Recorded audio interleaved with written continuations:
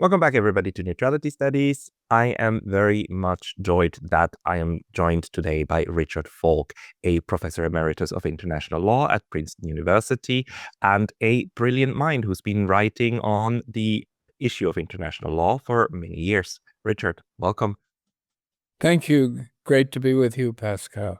It's fantastic having you. I was just looking over your blog that you are doing on your homepage, richardfalk.org. And you've started that blog on the occasion of your 80th birthday, I read. And that is now 16 years ago. So you've been writing for a long time. Richard, may I ask you, what is your assessment of the state of international law as we speak in 2026? It's important to make a distinction between international law in the context of global security, where it has been performing in a very disappointing way, and international law as the framework within which international interactions routinely occur. Anything from maritime and air safety to tourism, communications, even trade and investment normally. Everywhere the logic of reciprocity operates.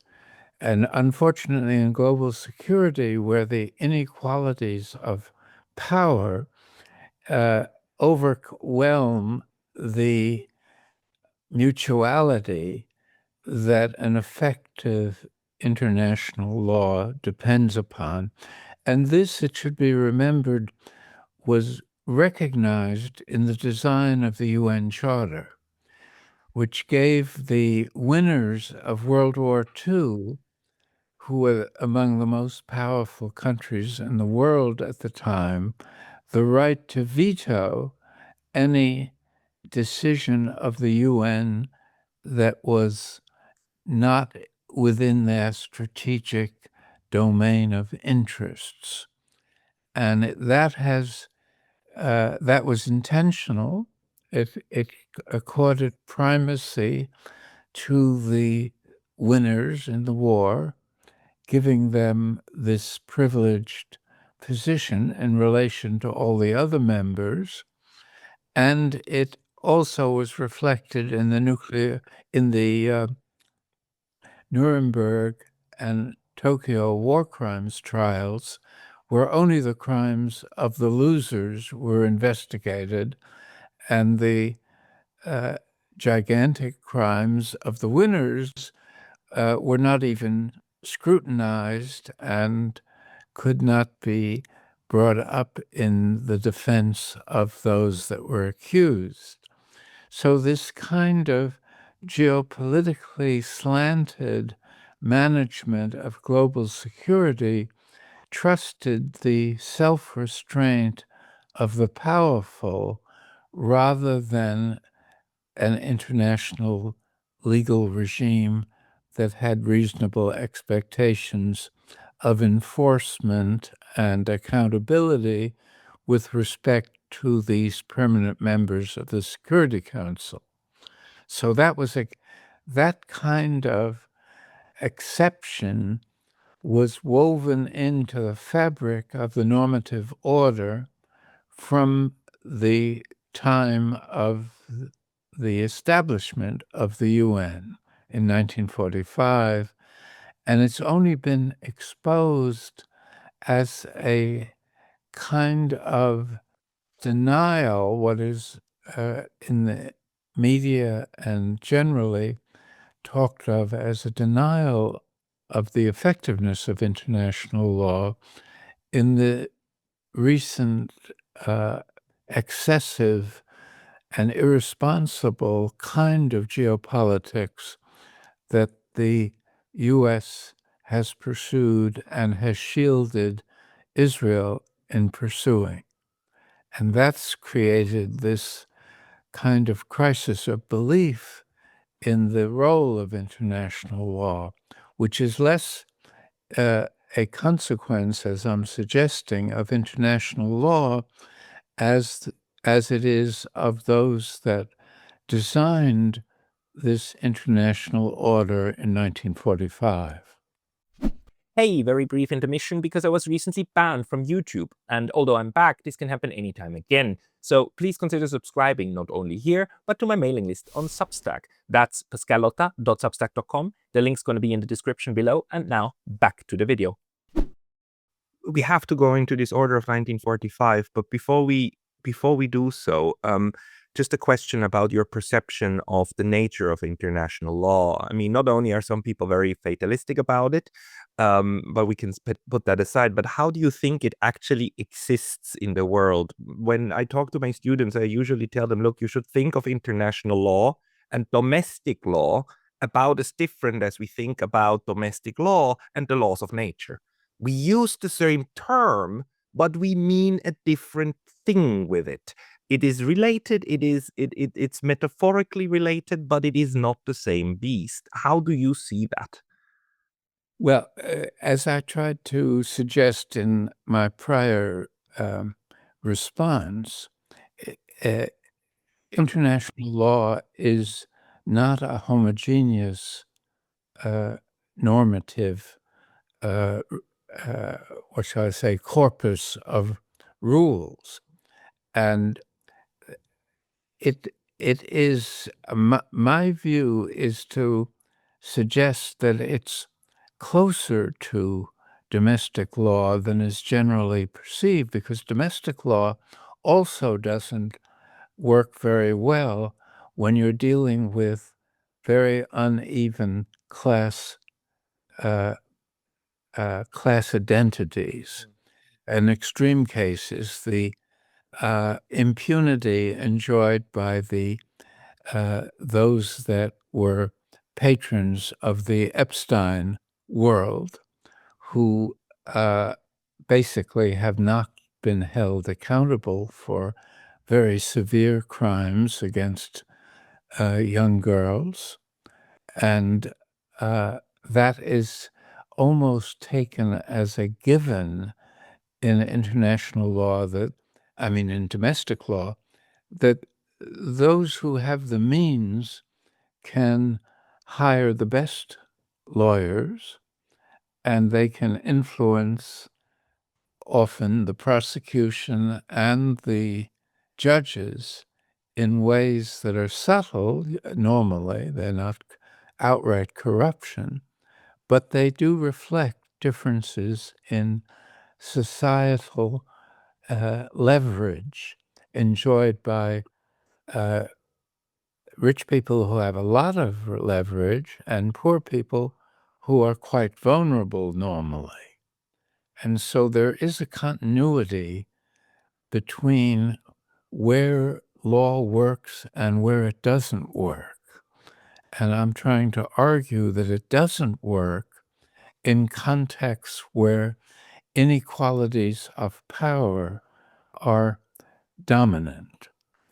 And that's particularly relevant in international society, where one is extremely vulnerable to irresponsible behavior by the most powerful states that are not held accountable unless they lose a big war. Only in that kind of context, when, for instance, when Iraq lost the war to the U.S. and U.K., they prosecuted Saddam Hussein as a war criminal. They didn't prosecute the aggressor. And so, again, it's a winner's game in global security, but it works where there is this mutual interest in its effectiveness. And we take it for granted that pertains. Diplomatic immunity, for instance. The ambassador of Luxembourg is approximately as secure as a U.S. ambassador in carrying out his diplomatic missions. That's because all governments, large or small, have an interest in this reciprocal access to diplomatic procedures, and they don't want to undermine that by making weak governments feel they can't trust the diplomatic immunity that is enjoyed by strong governments. This is a very, very good observation. But that then also means that the more equal the power distribution in the international system, the higher the likelihood that this reciprocity of international law will kick in and actually then start working. So do you actually see the just to extrapolate from that would mean that in a unipolar world, and a lot of people would now argue that, what we used to call the post-Cold War, these 30 years after 89 until roughly 2022, something around there, 33 years, would count that we now name it, the unipolar moment when we had one global superpower and everybody else just was structurally in a weaker position. Would you say that we see actually a not a decay, but a change of the way that international law was adhered to if we compare it to the period before, which was at least a bipolarity, or even earlier moments when we had some form of multipolarity, especially during the long 19th century, when of course international law was at a completely different point at that time, the law of nations. That's an important question and observation.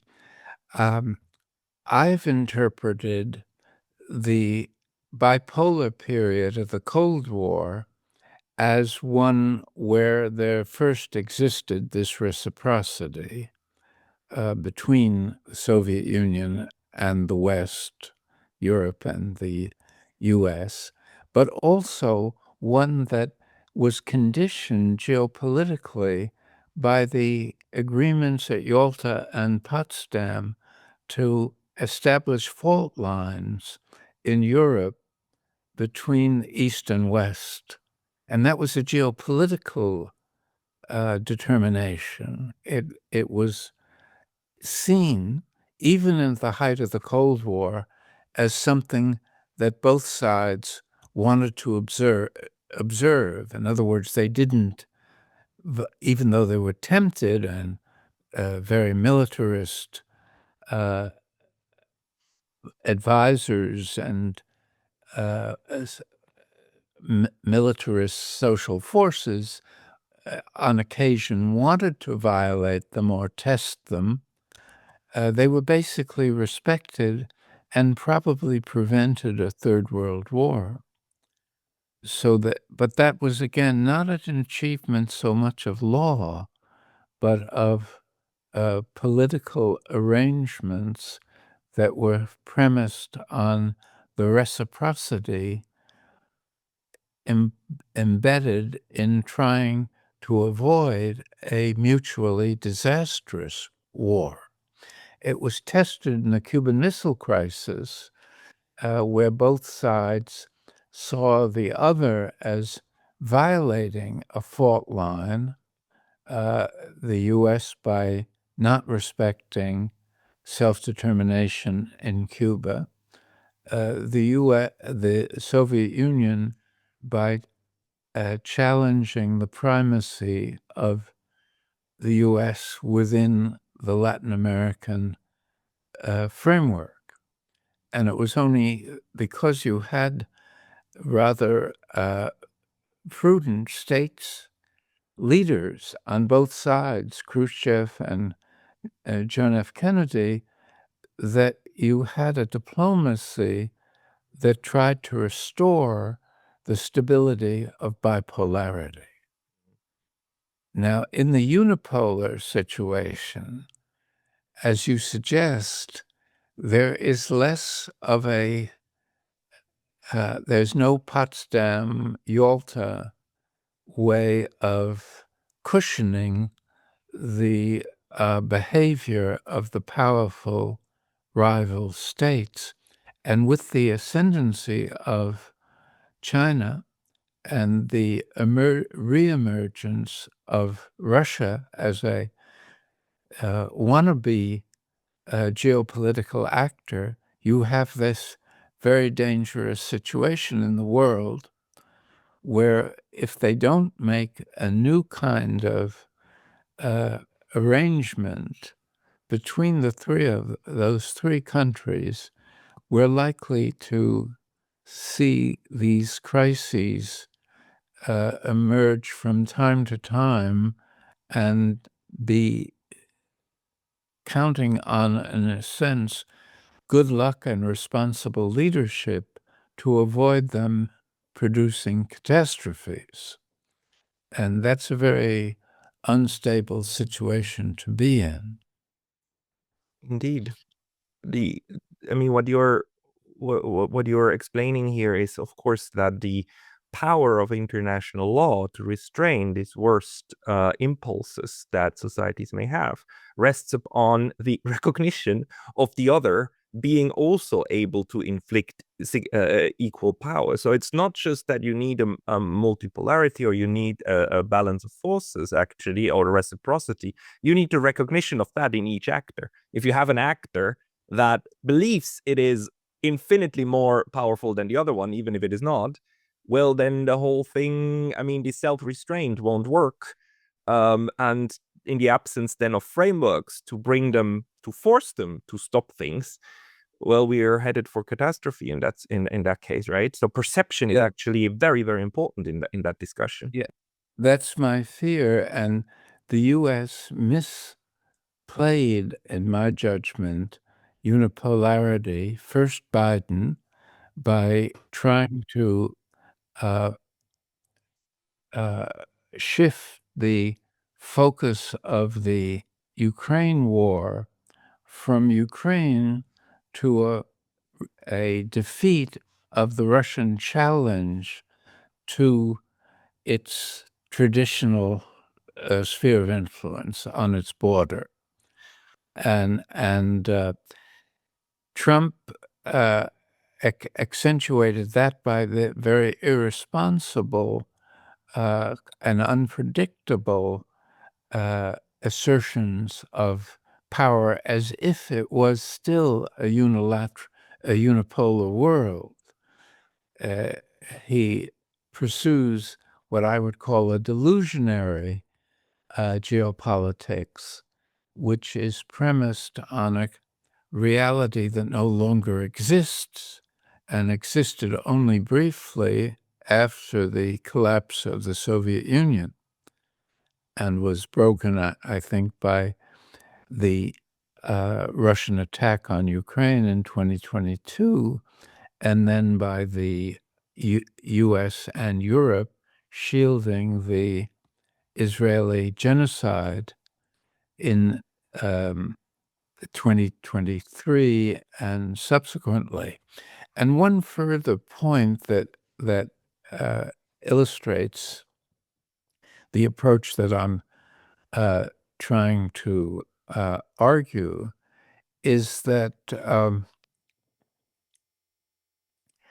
it's not just a matter of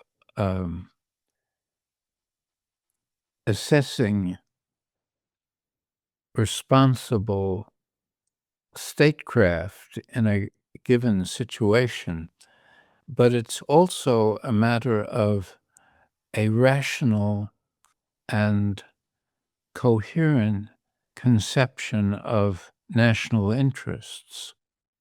And one of the failures of unipolarity was for the U.S. to invest this heavy amount in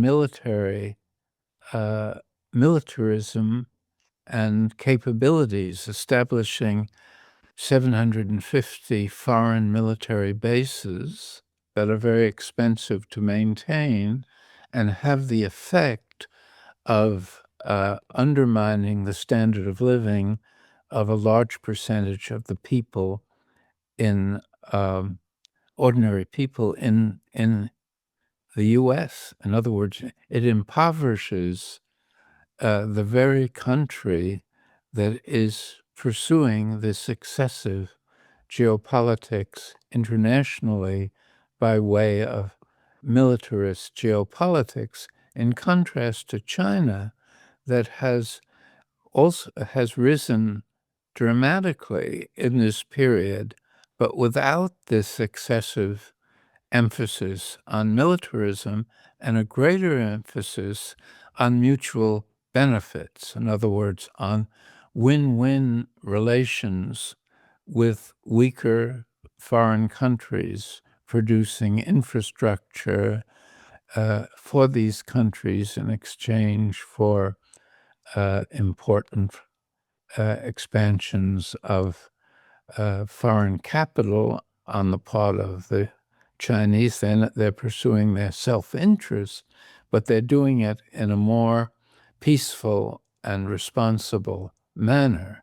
And their diplomacy reflects that. They are more disposed toward peaceful resolution of conflicts, and have recently proposed, for instance, that the Non-Proliferation Conference going on at the UN consider a no first use arrangement as far as nuclear weapons are concerned, which I'm sure the West NATO powers will reject, but it suggests the difference between a militarist approach to geopolitics and what I would call, for want of a better term, an economistic approach to geopolitics. Yeah. This is very, very important. And it goes hand in hand with what you said about reciprocity, because we're at the point where there's only two nuclear weapon states that do not have a no first use for a policy. The United States officially doesn't have one, and Israel unofficially doesn't have one, because it doesn't officially have weapons, but it's not only an open secret at this point, it's an openly admitted kind of secret. But let's put that one aside. But what this now does is that actually we see the strengthening of voices in Russia, like Mr. Karaganov, who are arguing that Russia also needs to get rid of its no first use policy in order to match the United States and properly threaten them again, right? So we see how reciprocity reasserts itself, and we see reciprocity reasserting itself also in the Iran war, where Iran figured out that it can threaten the U.S. interests and actually target U.S. interests by targeting its proxies, its allies in the Gulf states, and reestablish reciprocity. So, and by the way, we had in international law, when it comes to maritime law, we had the kind of the 2-mile rule, right? That the territorial waters of a state kind of are 2 miles. It's the distance that a cannonball can fly. And funnily enough, we now see how Iran can shoot about 300 kilometers its missiles into the sea, and the United States Navy doesn't really dare to go closer into that space. And it's also the reason why Iran can now basically assert its sovereignty over the Strait of Hormuz, which is of course not given under international law. But we are seeing now the reimposition of this rule of reciprocity in the developments over the past couple of years.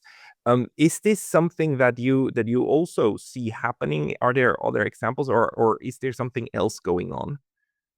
Yes, I think there is one other important development, and that is in the anti-colonial wars, including, I would include the Vietnam War in that category. Mm-hmm. The side with military superiority lost the war.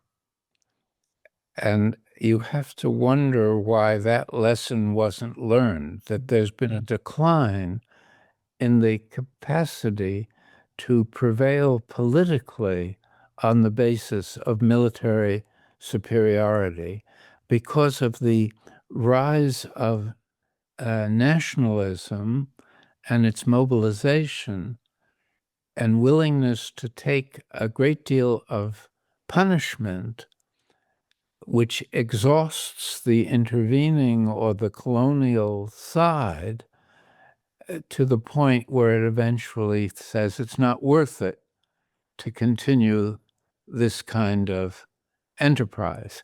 The reason it's difficult to stop that is because of the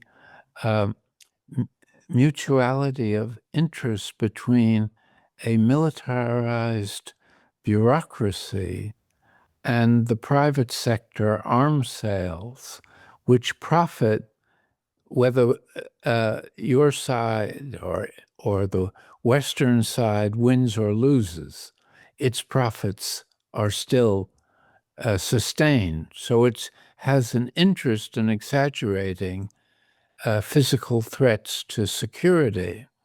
And that produces this disposition to treat conflict by coercive means rather than by peaceful negotiations. I've argued since the Vietnam War that the United States would serve its own national interests better if it coordinated its notion of strategic interests with its foreign policy, and that it has weakened itself and weakened the infrastructure of its own society and the standard of living of at least 75% of Americans by this excessive militarism. And this is the point where, Marxist scholars would then argue it's the structure of the economy that does both, right? That exploits the labor at home and that exploits foreign populations abroad. And it's that one which determines then how the state does these approaches. But I wouldn't want to go there, but rather maybe ask you about this issue of reciprocity, which I believe is very, very so important that you're pointing out. The Vietnam War is a good example, because the United States, in my view, didn't lose that war. It just didn't win it. The one that really lost it is, of course, South Vietnam, and that one is guaranteed to not repeat the mistake, right? The other one that just simply didn't win, but they walked away.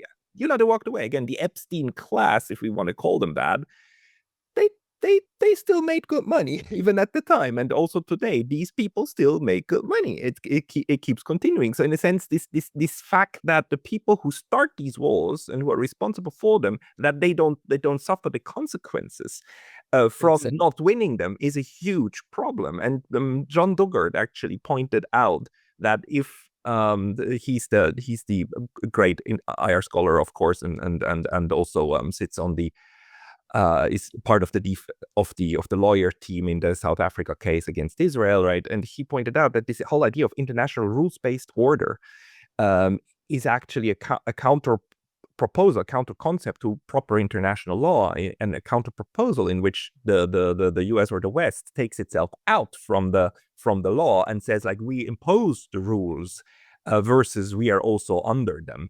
And that then kind of allows also these class of people to exempt themselves, as they do under domestic law, exempt themselves from living under the same kind of laws as they impose on the others. Yes, I mean, the only difference I would have from John Dugard, who was friend and was a prior special rapporteur on Palestine to myself, is the fact that this was designed this way. It's not just something that happened, and it isn't a evolution of the system. It is the system, and to avoid that kind of outcome, you would have had to have a very different concept of political realism embodied in the foreign policy elites that are advising governments how to behave. So one other point about international law is that not only are these P5 countries not subject to international law in global security contexts, but also they use it hypocritically to as a policy tool and propaganda instrument in relation to their rivals.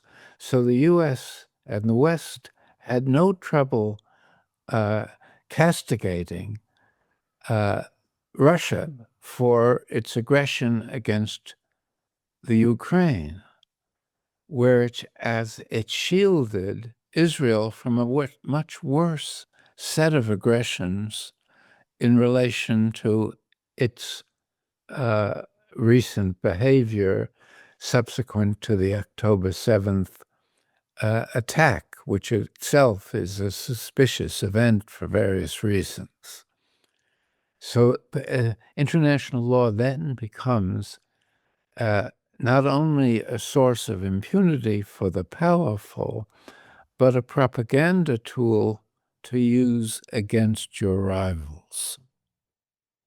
Yes, it does. Yes, it does. And it actually then delegitimizes the entire enterprise, right? Because as soon as the hypocrisy is out in the open, it's when Africans hear that, like, Western leaders saying the ICC is only meant for Africans and people like Milosevic, then they go like, yeah, why would we participate in that? And there's a longstanding debate actually among countries whether they shouldn't just exit the ICC, because it is structured so and de facto so unfairly and pitted actually against the weak, not in favor of the weak. What is your prediction about the future of this system? Because the international law as we have it today, of course, it goes back more than 1,000, probably 2,000 years, more or less. We can trace the roots. But really, when we start talking about it, usually Hugo Grotius, roughly 400 years, right? Somewhere around there. What do you think is the future of that project to try to restrain these violent impulses of of global society? Well, I think that's a fundamental challenge. And in my view, it depends, first of all, on creating a more adequate ideology of political realism and understanding that we're living in a very interconnected world that is very dependent on stability and peace, and that's in the overwhelming self-interest of countries, and including the powerful ones. And one of the lessons that won't be learned, I suspect, from the Iran war is the degree to which, no matter how much the U.S. and Israel can devastate Iran, they can still lose the war. And what it means to lose the war is that you endure adverse consequences that are more consequential than the devastation itself, though it inflicts human suffering of a kind that military superiority basically minimizes on the side of those that have the superior weaponry. So in order to fix this, I mean, on the one hand, if reciprocity asserts itself again, we would expect that the international, it would actually strengthen international law. On the other hand, there are moments in history when we are able to kind of maybe not do a tabula rasa, but have an opportunity to create structures for the future. 1945 was, of course, very, very important with the United Nations. And of course, the birth flaw with the P5 and so on. I mean, it's very explainable why, but it's a birth mistake, and it then propagates through time downstream. What, in your view, would be the most realistic approach to create the structures we need in order to correct for some of these flaws that have prevented us from international law to properly constrain these violent impulses? Well, I think the first step would be to create a more diverse understanding of political realism, Mm. that is, of the limits of power under contemporary conditions. We're not in the 19th century when the powerful could more or less pursue their ambitions without suffering severe adverse consequences unless they miscalculated. We're in a different situation, but we are still trapped in this obsolete ideological consensus. And it's extremely difficult. I know the U.S. situation best. It's extremely difficult to get even prudent political realists to have any influence on the foreign policy establishment. It's a group think where they exclude diversity of assessments. And as long as that happens with a large peacetime military budget, keeping the bureaucracy dependent on a military, dependent on the utility, the perceived utility of military power, one will have this dysfunctional approach to reciprocity.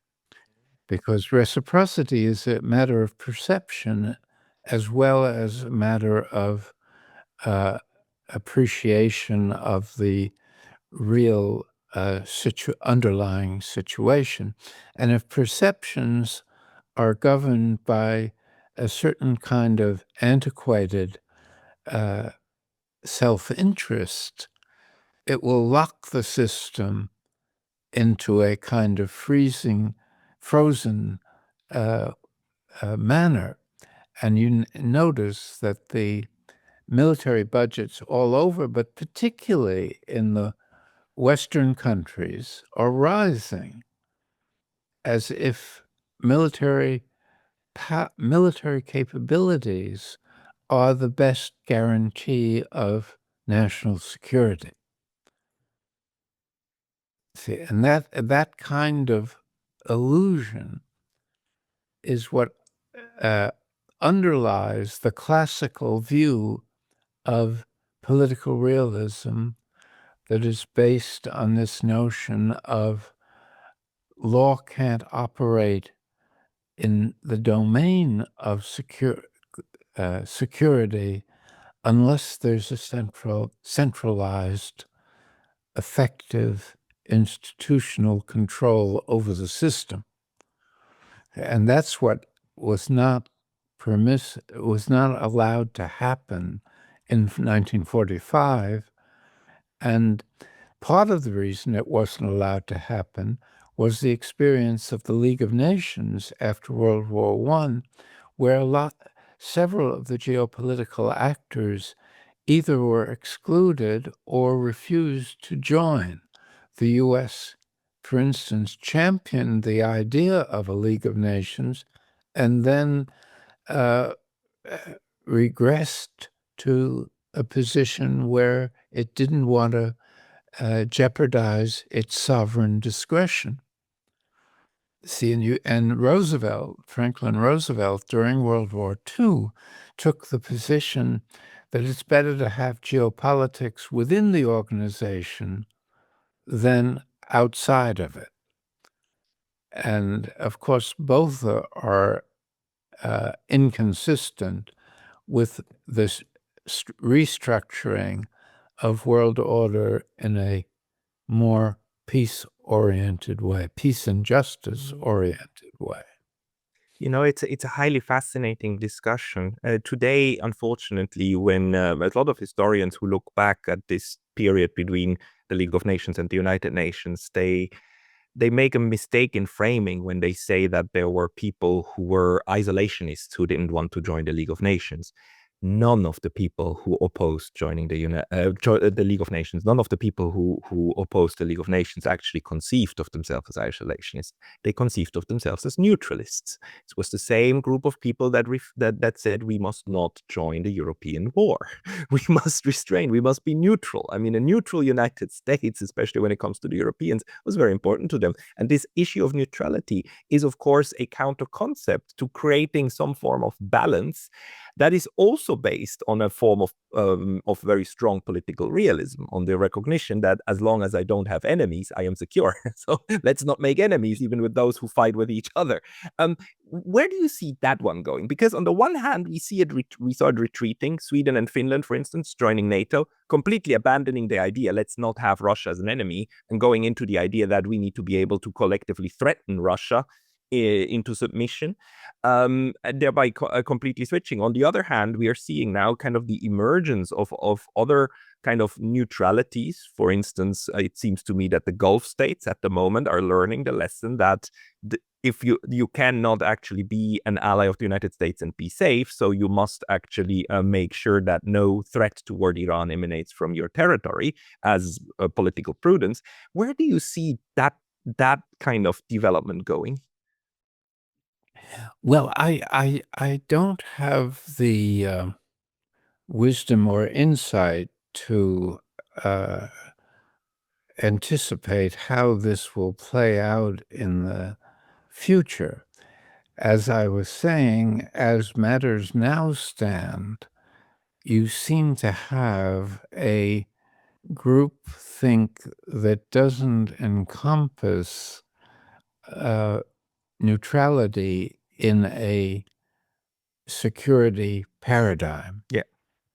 And it was rejected very notoriously by George W. Bush after the 9/11 attacks in the U.S., where he made this proclamation that either you're with us or you're against us in the war. And it was a message to the governments of the world to either cooperate in the global war against terrorism or to be classified as belonging to the terrorist adversaries of civilization and Western order. See, and another issue which we haven't touched on is the degree to which in the post-colonial world, the West is trying to hold on to its position of dominance in relation to the rest of the world, or most of the rest of the world. And that's why China is seen as such a threat, because it undermines the prior advantages associated with dealing with the West and does things for these countries that the West is either incapable of doing or unwilling to do. And so until that issue is somehow overcome, the future of neutrality is very difficult to be very optimistic about. I mean, in the U.S. case, again, which I'm more familiar with, is that you could interpret Trump as moving somewhat in the direction of a neutrality-oriented foreign policy by his undermining of the Atlantic Alliance and his bypassing of Europe to and seeking what I think of as the grand geopolitical bargain with China and Russia.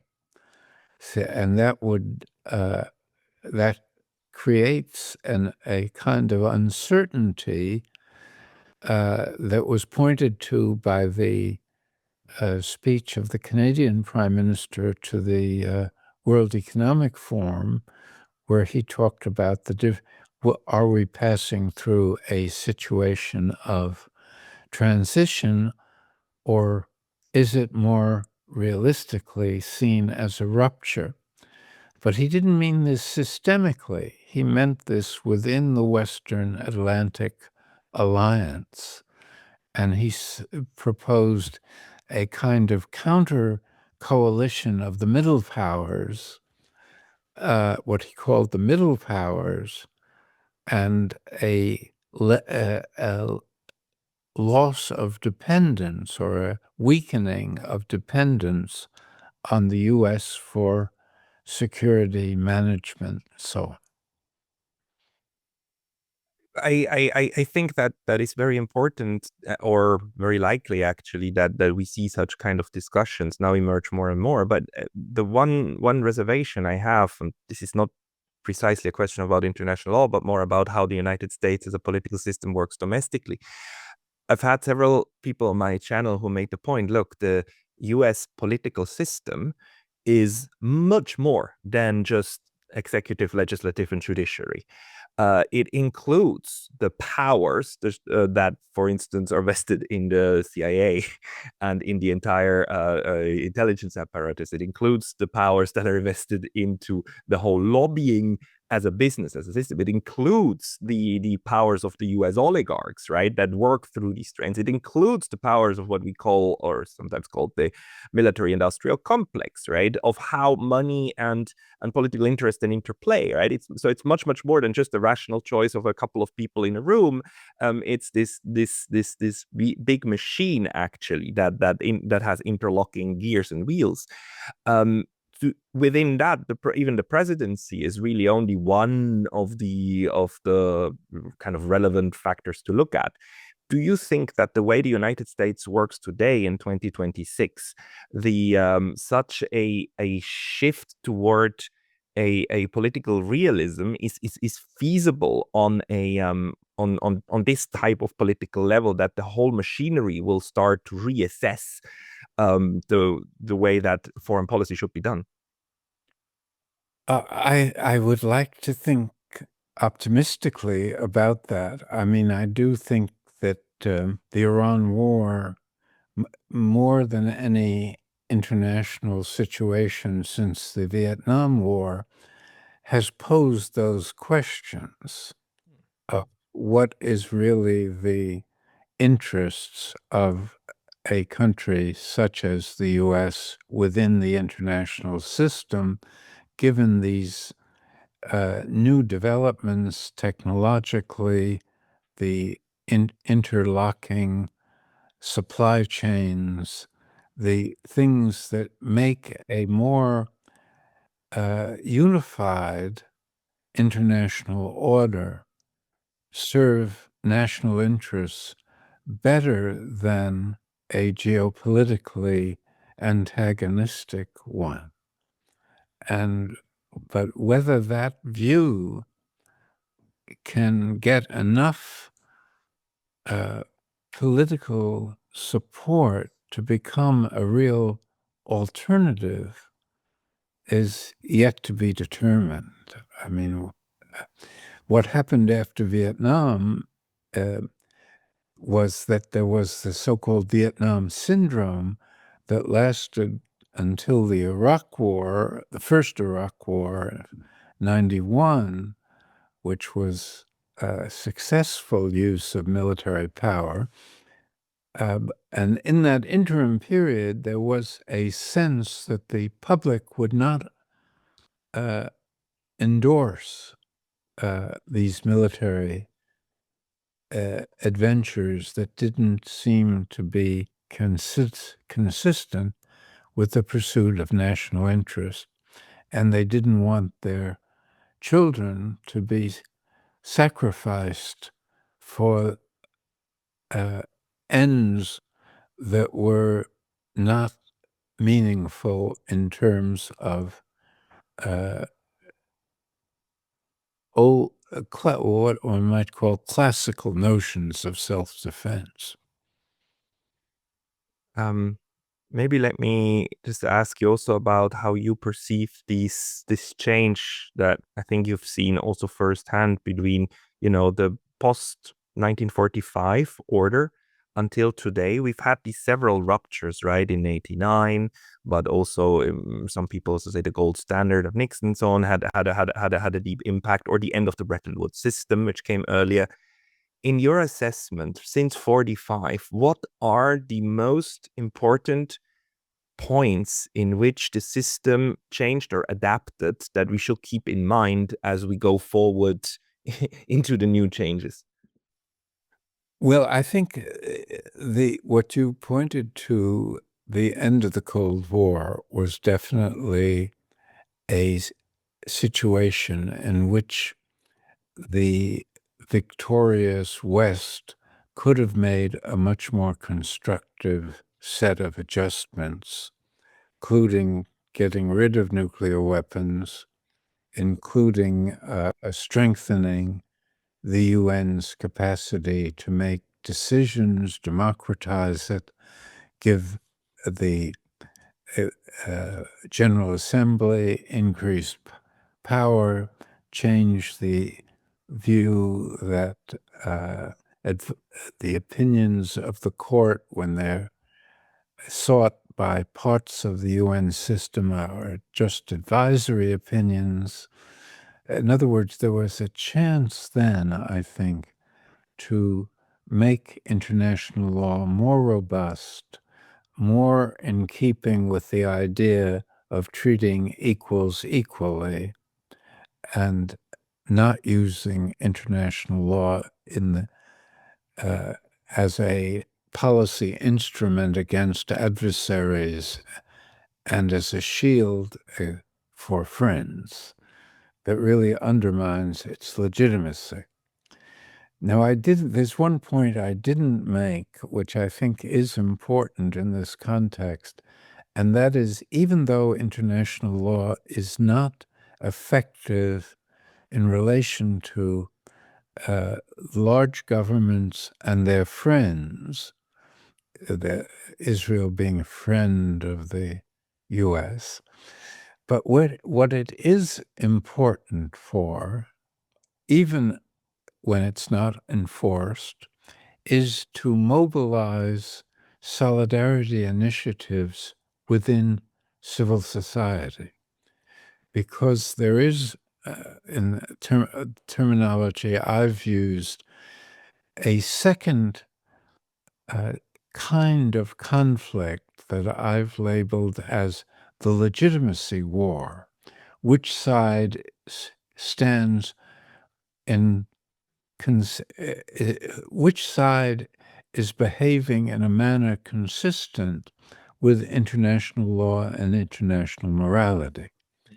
And that is something that proved to be very instrumental in bringing apartheid South Africa to an end and creating something that no one there. I was there a few weeks before Nelson Mandela was released from prison. I was supposed to be a witness in a internal case there involving Namibian independence political figures. But no one anticipated that South Africa could change except by armed struggle. And they had no idea or no expectation that these apartheid leaders would wake up one day and say, we'll be better off with a constitutional democracy. And with Mandela as the leader, even though they kept him in prison for 27 years, then we would be trying to operate in a world where civil society is mobilized to isolate and inflict various kinds of symbolic punishments, such as cultural boycotts, sports boycotts, and things that kept, that were important for the serenity of the white society as well as the majority African society. So I'm wondering these days whether what is it that could save Israel from the dismal fate that Zionist ideology has led it to embrace. And in that context, I think it's important to imagine a peaceful path. And one of them certainly has to do with neutrality. I mean, the question of how to save the people living in Palestine and in Israel, or in whatever we want to call that land over there. Do you have hope for this region under the current circumstances? I talked to a U.S. Israeli lawyer just recently, the leader of the what is it called? Sorry, the leader for a federal constitution for Israel and Palestine. I mean, who's championing that idea? Um, who argues that no, a two-state solution is definitely gone. I mean, it needs to be a one-state solution, an equal state for everybody, which is of course antithesis to the Zionist project of a Jewish supremacist a state, as Israel is at the moment, also without constitution, without defined borders. But so the other counter concept is a one-state solution. Even now, even after the genocide, or I mean, the genocide is not over, the genocide is ongoing. But do you have what is your view? What might work now that we've learned so much also about the hypocrisy of the Oslo process and so on? Well, I think it doesn't look possible, but it does seem necessary. And so, again, I've used the terminology of the politics of impossibility as a way of saying this is the direction which humane and politically sensitive people would want the conflict to evolve toward.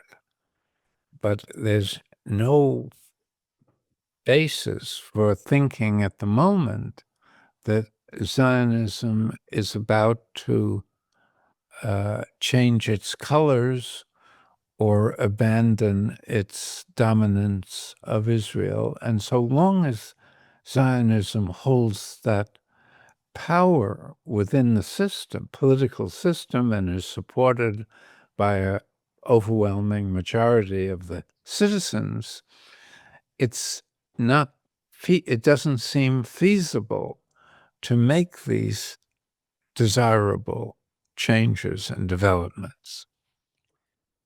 Which just means ideology, we are not at the end of ideology at all, right? Ideology still is a prime determinant for the future of large masses of populations. Yeah, and elites. Elite.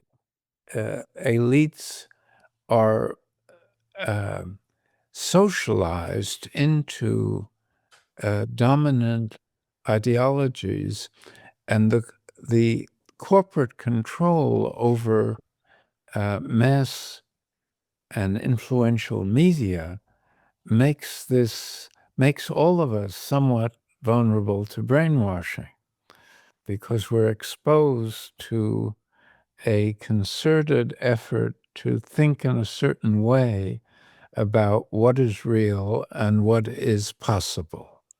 And I've seen this in close detail with the New York Times, which I sort of grew up with, and it's equally applicable to The Economist or other powerful organs of opinion.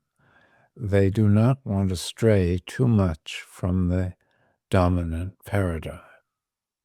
No, and the brainwashing that then happens is not that they instill completely fails beliefs, but that they successfully nudge you into a certain framing. The difference between, a war of aggression and a war of self-defense is all that matters too. Then, at the other end, there's like dead babies. But well, in the Iran war, you had the interesting transition from what was unmistakably a war of aggression, unprovoked war of aggression, to the discourse in this mainstream media as a war of choice. There was this distinction between war of choice and war of necessity. And the whole point of law in the context of security is not to make war a matter of choice, but to make it a matter of very limited right. I mean, only in response to a prior armed attack. And it was clear that the discourse was shielding Americans, and I think Europeans too, from the perception that this was an aggressive war of the sort that the U.S. and the West claimed to be fighting against in World War II. Maybe a very last question about your expectations of the development of international law. One of the interesting things of 45 was, that UN Charter, we by treaty kind of outlawed war. We said we're not doing that anymore, right? And then in the process of that, we actually renamed what used to be called the law of war.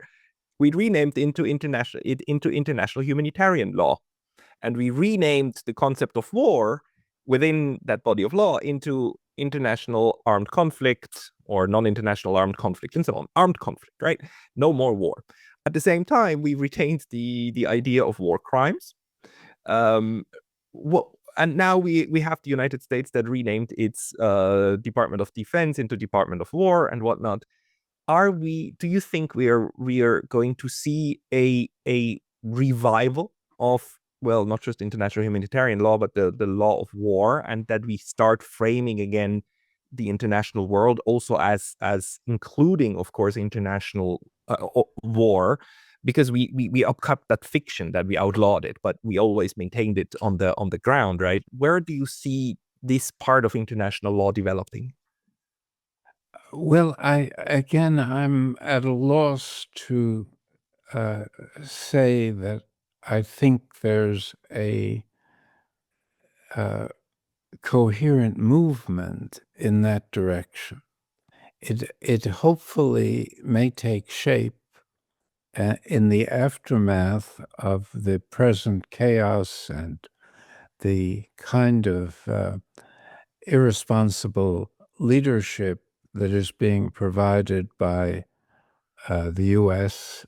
and its European allies, the complicity. I mean, you'd never expected the liberal democracies to be complicit in this most transparent genocide in all of history, where it was nightly broadcast on TV. There was no way of avoiding that perception except by making it punitive to tell the truth. And the experience of Francesca Albanese, who was also special rapporteur, as John Dugard and I were, and a brave person, was doing nothing more than telling the truth as she saw it, and yet she was sanctioned by the most powerful country in the world for doing this, which is an important cautionary lesson that when telling the truth becomes a crime, you know the system is in trouble. I mean, and her case is about more than herself. It's about this whole way of interpreting security as a matter of civilizational value and a dominance over weaker parts of the international system that are still subject to exploitation in the post-colonial period. And the search for these rare earths, supposedly, is a new way of suggesting an economic and security necessity for pursuing these ends as they had been pursued in the colonial period. And for Trump to make the kind of threats to Greenland and to Canada and indirectly to Mexico and Cuba suggests a regression that isn't being nullified by strong enough reactions. There's still a fear that has crippled the kind of creative leadership that is really needed. And even the global South has basically been intimidated by these movements of those that seem to possess the power to destroy. And that's what war has become. It's become a matter of seeking to control history through destruction and devastation.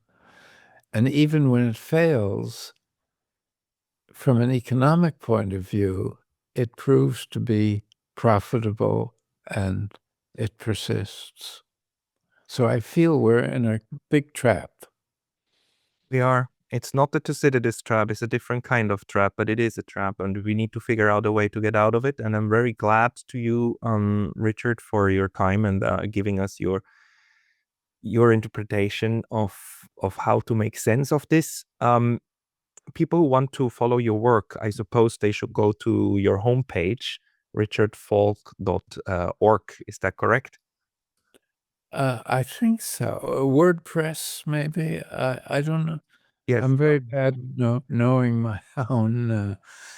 And I suggest the Transnational Media Service, TMS, where I try to publish quite often. And I think it publishes a range of ideas that go along with this notion of searching for better alternative policies. And it would be a good way for you, Pascal, to express a neutrality perspective. I will certainly try to do that, and I will link TMS, Transnational Media. Transnational Media Service. Transnational Media Service. I will put the link to this into the description box below. And with that said, Professor Richard Falk, thank you so much for your time today. Thank you, Pascal. I enjoyed being with you and having this conversation. Thank you.